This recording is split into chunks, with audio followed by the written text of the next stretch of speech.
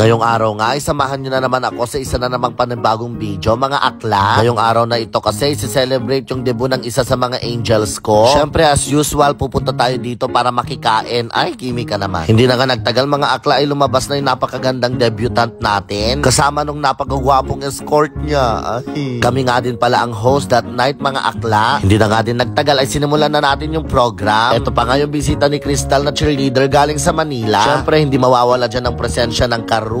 Sa mga hindi nakakaalam, sila nga pala yung unang nagbigay ng big break sa Angel Crystal natin, mga akla. At habang nagkakantahan nga kami dito, ay may naglalandian naman dito sa likuran. Ay naku naman, Mami Mark, Kimi ka naman. Ay mga malalantod ka ro. Charis. Jump tayo dito sa next part ng program. May pa-change outfit ang auntie nyo, Charis. Dito na nga tinawag yung mga iba pang parte ng 18s ng ating Angel Crystal, mga akla. Dito na yung part na nagbibigay sila ng mga regalo nila, tapos may mga nag-iiyakan na din. Ay naku naman, Angel Aliyah. Naku, parang kailan lang talaga ng mga bata pa kayo. Ang bilis talaga ng panahon. Ay, Kimi ka naman. Ito talaga kasi yung kambal dikit ng Angel Crystal natin. Sa mga hindi nga nakakaalam, yung magdedebo ngayong araw na to ay yung original singer ng kantang Kusilapan Ka. Hindi nga din kami na-orient na may pa-Miss Gay din pala dito sa debo ni Crystal. Ay, Kimi. Tapos ito pa yung isang contestant. Naku naman, pang sexy dancer ka, Bianca Rapsa. Sa 18 shots nga, ay linagyan natin ito ng twist. Ito kasi talaga yung number 1 request ng ating debutant. Siyempre, araw niya to, kaya pagbibigyan natin siya. Pero mukhang parang si ating Richie naman yung nagsasaya, mga akla. Kimi ka talaga, ating Richie.